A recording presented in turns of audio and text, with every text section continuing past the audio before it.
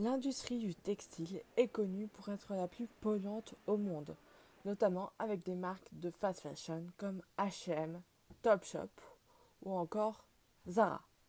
Un jean H&M aujourd'hui vaut 10 euros, mais reste à savoir dans quelles conditions il a été fabriqué.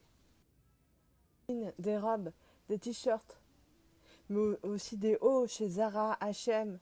Ce sont tous des vêtements qui s'entassent dans les magasins et qui ne sont pas toujours fabriqués dans de bonnes conditions.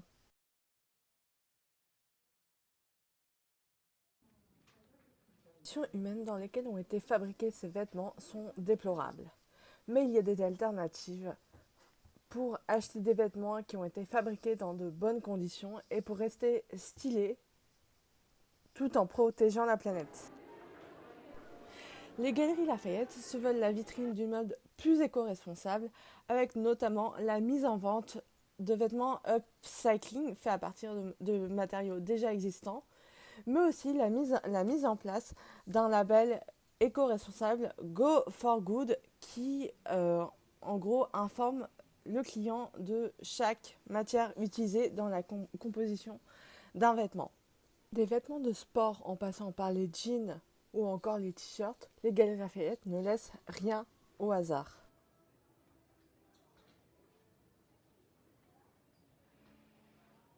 Parmi ces initiatives, il y a aussi l'initiative de la marque Bocage qui consiste à reproposer des chaussures déjà portées à la location pour lutter contre le gaspillage et ainsi proposer un business model moins polluant.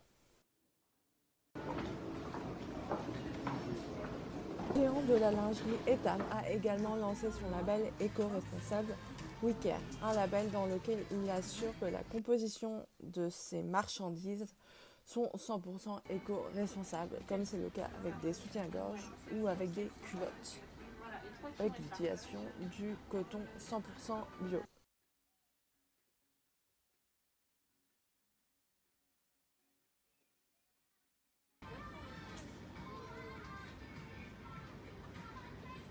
C'est aussi le cas avec de petits créateurs comme Make My Lemonade, une marque créée en 2015 par Lisa Gachet qui propose des vêtements 100% éco-responsables dessinés sur place et confectionnés en Europe. Des vêtements à l'univers pop et coloré. La particularité de la marque Make My Lemonade est aussi de pouvoir proposer des vêtements adaptés à tous les corps de femmes selon les morphologies de chacune. Trouver des vêtements de seconde main, on chine souvent aux puces pour s'habiller aussi de façon vintage. Pauline est chineuse aux puces et travaille au marché Vernaison. Elle a un avis bien tranché sur la question.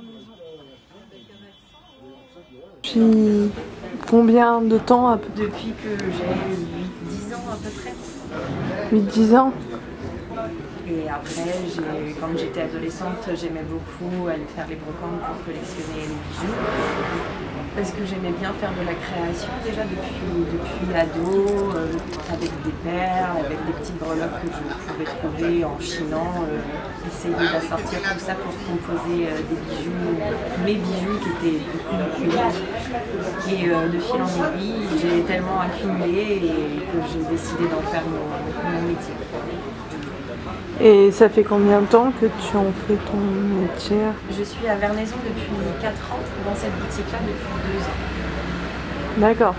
Et c'est vraiment une passion pour toi? C'est un métier passion. Voilà. J'ai la chance d'avoir un métier passion. Et la mode de seconde main, tu en penses quoi? Est-ce que toi tu consommes de la mode? C'est très très important. Moi j'achète quasiment rien de neuf dans le commerce. Vraiment j'évite au maximum. Après il y a tellement de possibilités de pouvoir retrouver des objets du quotidien usuel, que ce soit par la famille ou par les amis. Après, bien sûr, il y a tout ce qui est brocante, les recycleries, les Emmaüs, les marchés aux puces, toute cette communauté de personnes qui se sont mises à vendre du vintage en ligne aussi, qui publicitent tout ça et qui font en sorte que ça devient fashion et mode. Donc ça, c'est important. Les premières me disaient « Oh, mais où tu as trouvé ce gilet en brocante, ah, mais c'est bizarre de reporter quelque chose que quelqu'un a déjà mis. » Donc voilà, c'est que là, en une dizaine d'années, la mentalité a évolué puisque maintenant tout le monde achète du seconde main et au contraire, c'est devenu très éthique. Donc, Ouais. c'est bien, ça change. Emmaüs fait aussi partie de cette économie solidaire, puisque le but de cette association créée par l'abbé Pierre est de pouvoir revendre des vêtements qui ne sont plus portés et leur offrir une seconde vie, que ce soit de la fast fashion avec des marques comme H&M, Morgan ou Topshop. C'est aussi le cas pour des créations ou des vêtements que les gens ne veulent plus.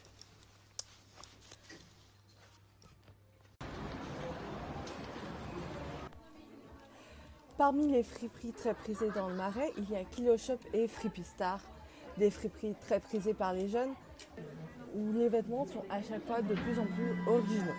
Et bien sûr, quand on aime la mode de seconde main, c'est là-bas qu'on va chiner. Fripistar est situé au cœur du Marais, à 2 pas du BHV. C'est là-bas que les jeunes générations vont s'habiller et se fournir en vêtements pour paraître toujours plus stylés et abîmer le moins possible la planète. Elle, Constantini, est une jeune créatrice de mode qui utilise la méthode de l'upcycling.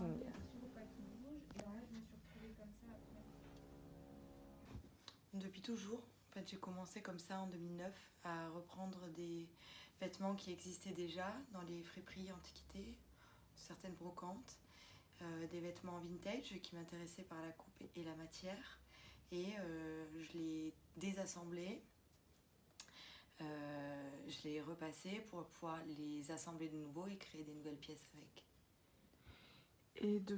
Et c'est à partir de quel moment tu t'es dit que tu voulais créer des vêtements à partir de matières déjà utilisées, ce qu'on appelle aujourd'hui l'upcycling?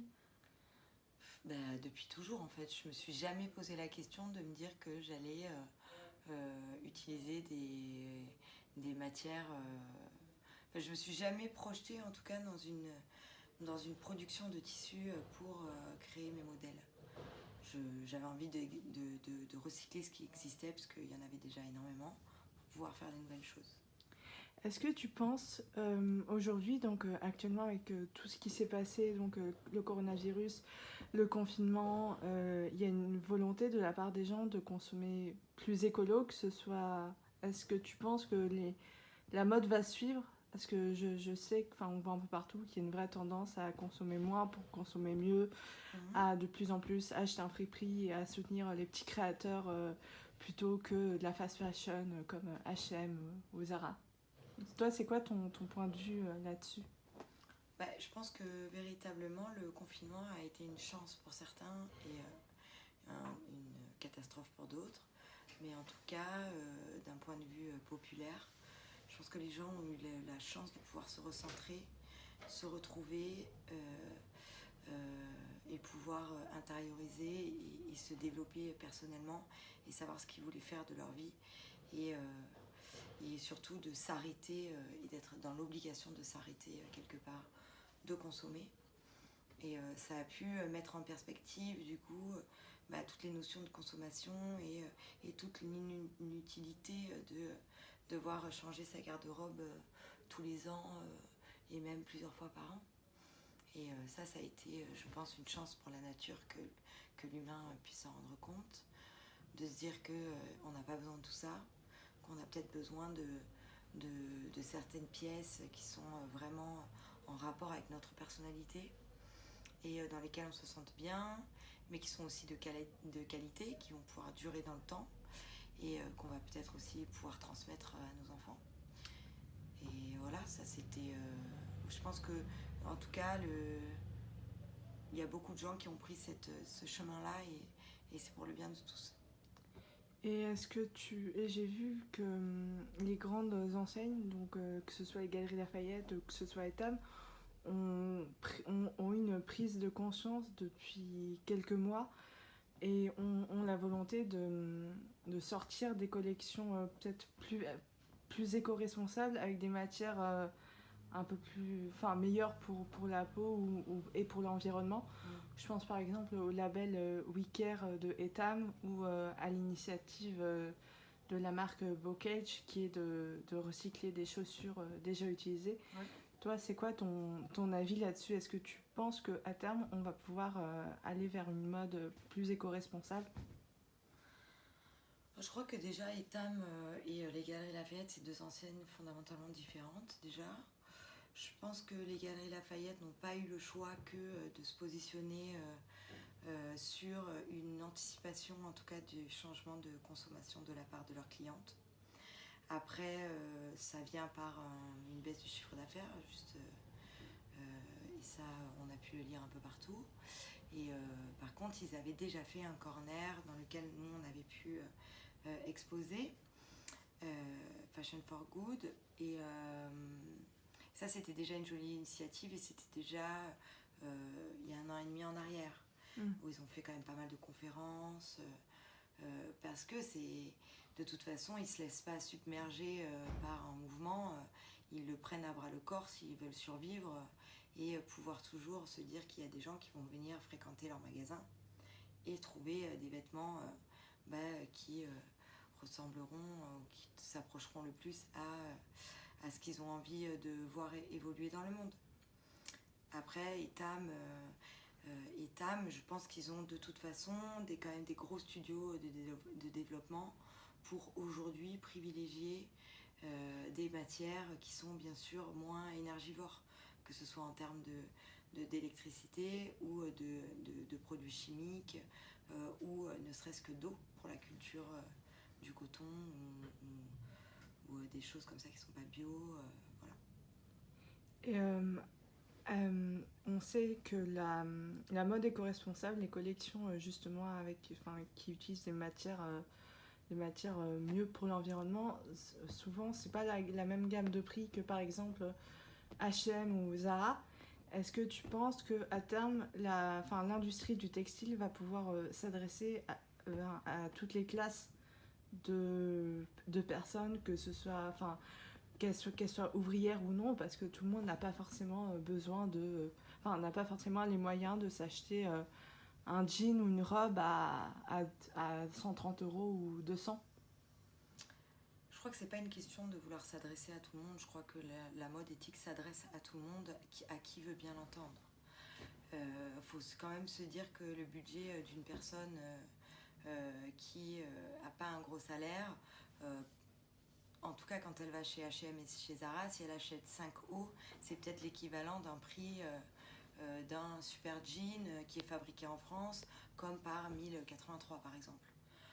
Je crois que c'est simplement en fait un changement de routine et de manière de consommer les choses. Si on achète 2 pièces par an mais qu'on les achète bien et qu'on en prend soin, je pense qu'elles reflèteront déjà plus notre personnalité parce qu'on se les seront vraiment appropriées. Mais elles auront aussi été bien fabriquées avec des matériaux qui vont durer dans le temps et qui seront...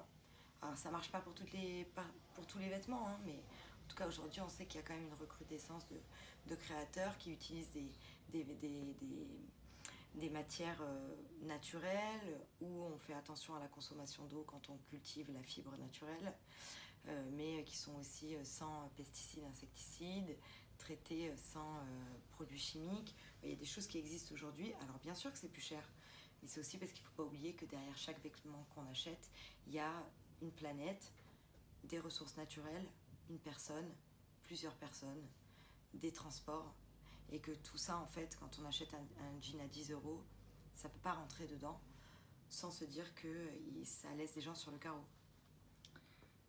L'industrie de la mode souhaiterait proposer des collections avec des vêtements composés à 100% de matières recyclées ou plus responsables de l'environnement.